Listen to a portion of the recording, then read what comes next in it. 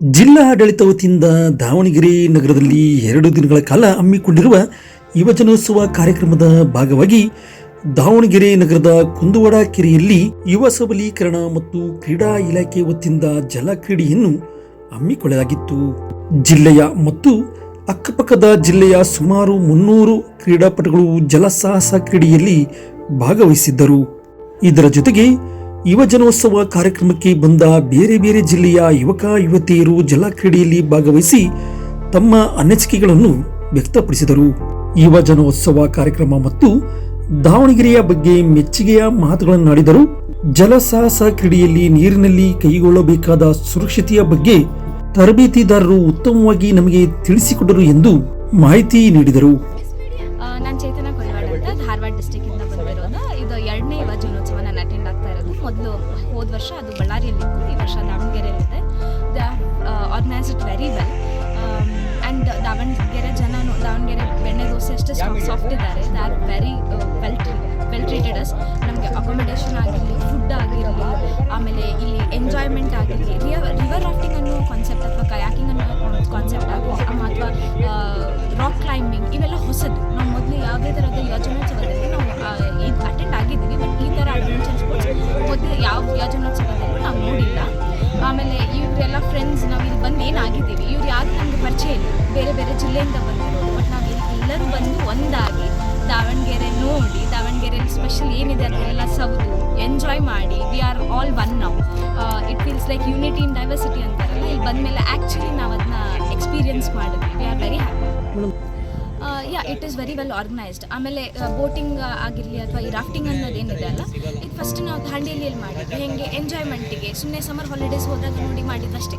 But ಇಲ್ಲಿ ಅದನ್ನ actually ಎದಕ್ಕೆ ಯೂಸ್ ಮಾಡ್ತಾರೆ ಏನು ಎಲ್ಲದನ್ನು ನೋಡಿ ಅವ್ರು ಹೇಳಿದ್ದನ್ನು ಕೇಳಿ ಅವ್ರು ಮೋಸ್ಟ್ಲಿ ಅದನ್ನು ಎಂಜಾಯ್ ಮಾಡಿಸೋಕ್ಕಿಂತ ಅದ್ರ ಬಗ್ಗೆ ಇನ್ಫಾರ್ಮೇಷನ್ ಕೊಟ್ಟಿದ್ದೇ ಜಾಸ್ತಿ. ಅದೇ ನಾ ಹೇಳಿದೆ ಅಲ್ಲ, ಅಲ್ಲಿ ಏನು ಜಾಸ್ತಿ ಅವರು ಹೇಳೋದಿಲ್ಲ, ಸುಮ್ಮನೆ ಮಾಡಿಸ್ತಾರೆ 1 2 3 ಹಾಗೆ ಫಾರ್ವರ್ಡ್ ಬ್ಯಾಕ್ವರ್ಡ್ ಅಷ್ಟೇ.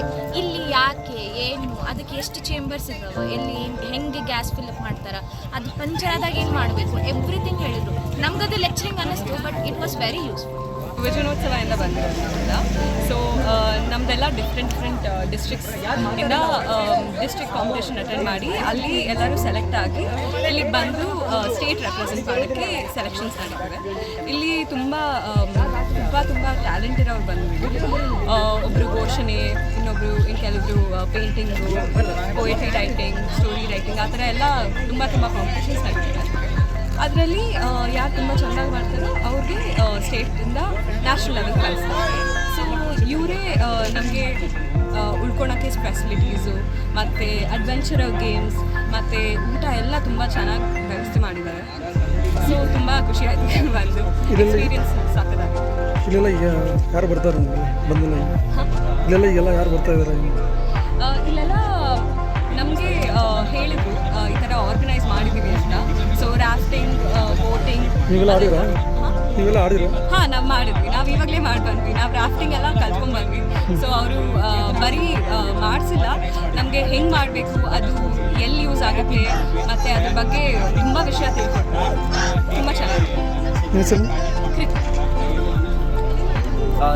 ಇದು ಸ್ಟೇಟ್ ಯೂತ್ ಫೆಸ್ಟಿವಲ್ನ ಆರ್ಗನೈಸ್ ಮಾಡಿದ್ದಕ್ಕೆ ಗೌರ್ಮೆಂಟ್ ಆಫ್ ಕರ್ನಾಟಕಕ್ಕೆ ಹೃದಯ ತುಂಬ ಧನ್ಯವಾದಗಳು. Because they have organised it really well.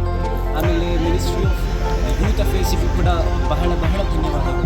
ಅದಾದ ನಂತರ Davanagere administration, whether it is district commissioner ಆಗಿರ್ಬೋದು, ಸೂಪ್ರಿಂಟೆಂಡೆಂಟ್ ಆಫ್ ಪೊಲೀಸ್ ಆಗಿರ್ಬೋದು, ಎಲ್ಲರೂ ತಮ್ಮ ಕೆಲಸವನ್ನು ಅಚ್ಚುಕಟ್ಟಾಗಿ ಮಾಡಿದ್ದಾರೆ.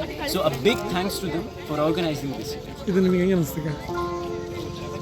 ನಾನು ಕೂಡ 3 ರಿಂದ 4 ಯುವಜನೋತ್ಸವಕ್ಕೆ ಹೋಗಿದ್ದೀನಿ. ಬಟ್ ದಿ ದಾವಣಗೆರೆ ಯುವಜನೋತ್ಸವ ವಾಸ್ ರಿಯಲಿ ಗುಡ್.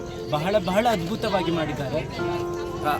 ಟ್ರಾನ್ಸ್ಪೋರ್ಟೇಷನ್ ಆಗಿರಬಹುದು, ಊಟ ಆಗಿರಬಹುದು, ಆಮೇಲೆ ಅಡ್ಡಾಡಕ್ಕೆ ಅಲ್ಲಿಂದ ಇಲ್ಲೇ ಹೋಗೋಕ್ಕೆ ಬಸ್ ವ್ಯವಸ್ಥೆ ಇರ್ಬೋದು, ಎಲ್ಲವೂ ಕೂಡ ಬಹಳ ಅಚ್ಚುಕಟ್ಟಾಗಿ ಮಾಡಿದ್ದಾರೆ. ಜನಗಳು ಬಂದಿದ್ದರು ಕಾನ್ಸರ್ಟಿಗೆ. ನಿನ್ನೆ ಸಾಯಂಕಾಲ ಕಾನ್ಸರ್ಟ್ ಇತ್ತು.